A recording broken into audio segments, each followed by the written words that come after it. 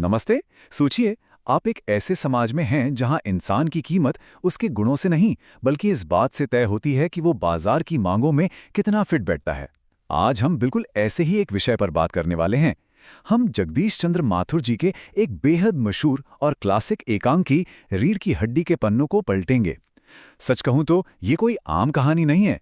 ये एक ऐसा तीखा व्यंग्य है जो हमारे समाज में गहराई तक बैठी पितृसत्ता और पाखंड को एकदम बेनकाब कर देता है। तो चलिए इस शानदार रचना की हर एक परत को मिलकर खोलते हैं। अब शुरुआत में ही जरा इस लाइन को सुनिए। अच्छा तो साहब, बिजनेस की बातचीत की जाए। ये डायलॉग है गोपाल प्रसाद का, जो अपने बेटे के लिए लड़की देखने आए हैं। मतलब आप सोच रहे हैं, बिजनेस?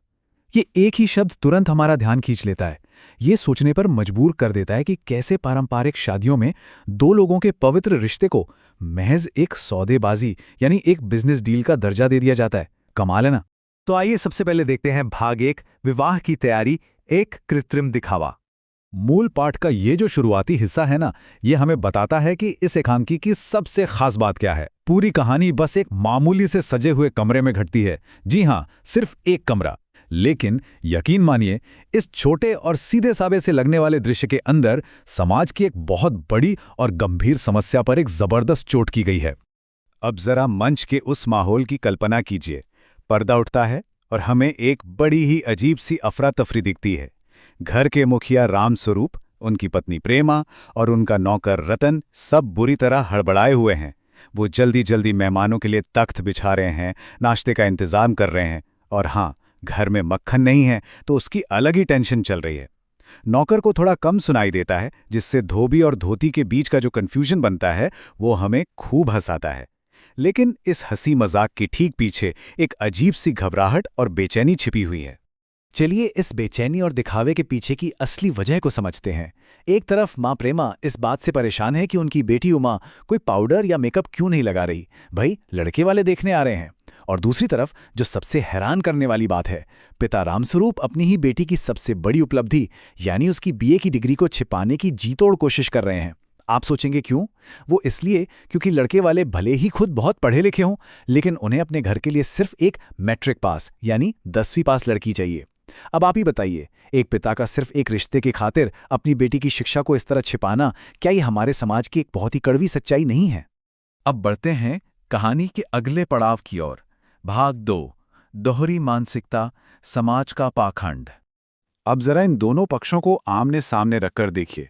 एक तरफ है गोपाल प्रसाद और उनकी लंबी चौड़ी मांगे। उनके हिसाब से दुल्हन कैसी होनी चाहिए? एकदम खूबसूरत, चुपचाप बात मानने वाली और सबसे जरूरी, ज्यादा पढ़ी लिखी बिल्कुल नहीं होनी चाहिए, क्योंकि उसका काम तो सिर्फ घर गृहस्थी संभालना है ना। और अब दूसरी तरफ जरा स्वयं उनके अपने बेटे शंकर को तो देखिए। जनाब मेडिकल कॉलेज में पढ़ते हैं, लेकिन उनकी कमर बिल्कुल झुकी हुई है। और तो और उनका मानना है कि उच्च शिक्षा पर तो सिर्फ पुरुषों का कॉपीराइट है। जैसे उनका वो डायलॉग है ना कि शेर के बाल होते हैं शेरनी के नहीं।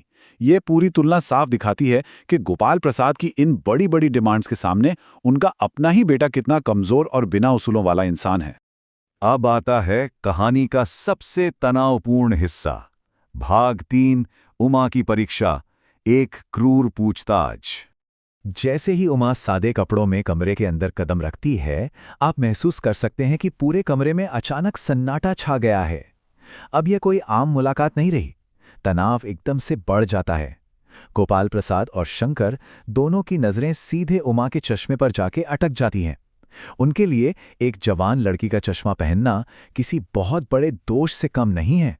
बेचारी उमा के पिता रामस्वरूप घबरा जाते हैं और तुरंत एक बहुत ही कमजोर सा बहाना बनाते हैं कि अरे वो पिछले महीने आंखों में थोड़ी सूजन आ गई थी, बस इसीलिए। इस एक छोटे से पल से ये बात बिल्कुल साफ हो जाती है कि वहां उमा को एक जीती जागती इंसान नहीं, बल्कि बाजार में बिकने वाले किसी सामान की तरह हर एंगल से परखा जा रहा है। और फिर शुरू होता है सवालों का सिलसिला। क्या तुम्हें गाना बजाना आता है? इस तरह के अजीबोगरीब सवालों की बौछार उमा पर शुरू हो जाती है। उमा बहुत ही शांति से अपना सितार उठाती है और मीराबाई का वो मशहूर भजन मेरे तो गिरधर गोपाल गाने लगती है। लेकिन गाते गाते अचानक उसकी नज़र शंकर पर पड़ती है और वो उसे पहचानते ही तुरंत अपना गाना रोक देती है।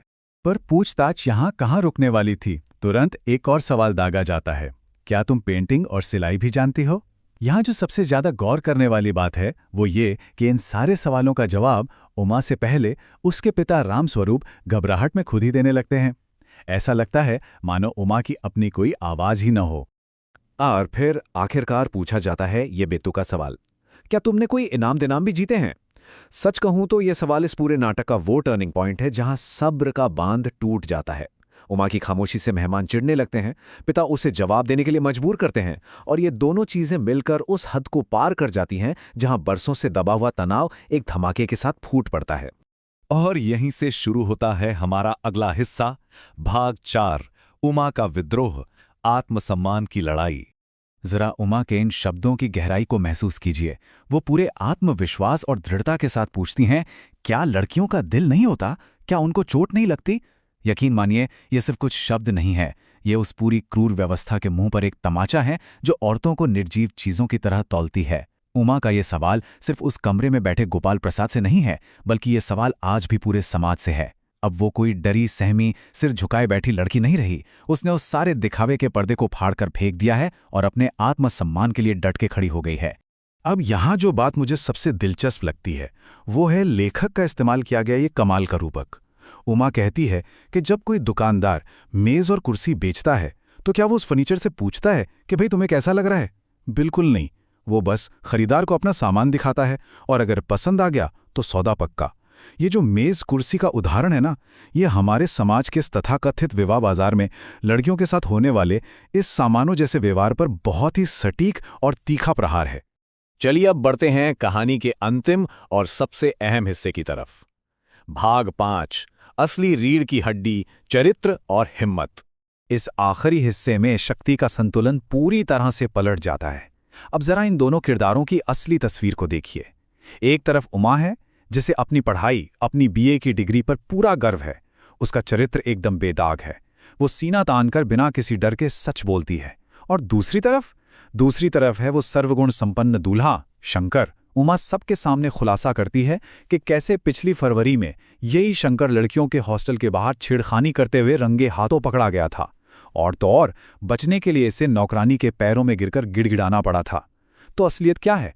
शंकर की कमर सिर्फ शारीरिक रूप से ही नहीं झुकी है, बल्कि नैतिक रूप से भी वो पूरी तरह से रीढ़ विहीन है, यानी एक नंबर का कायर।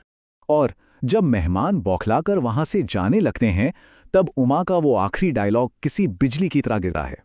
वो गोपाल प्रसाद से कहती है, घर जाकर जरा ये पता लगाइएगा कि आपके लाडले बेटे की रीढ़ की हड्डी है भी या नहीं। ये बात हमें सोचने पर मजबूर कर देती है कि समाज में असली कमजोरी क्या है। कमजोरी कम पढ़े लिखे होने या चश्मा पहनने में नहीं है, बल्कि कमजोरी चरित्र और हिम्मत की कमी में है। दिखावे से भरे इस समाज में एक मजबूत चरित्र ही इंसान की सच्ची रीढ़ की हड्डी होता है। ये रचना तो यहीं खत्म हो जाती है दोस्तों, लेकिन एक सवाल छोड़ जाती है, क्या आज के समाज में हम सचमुच असली रीढ़ की हड्डी की पहचान कर पा रहे हैं,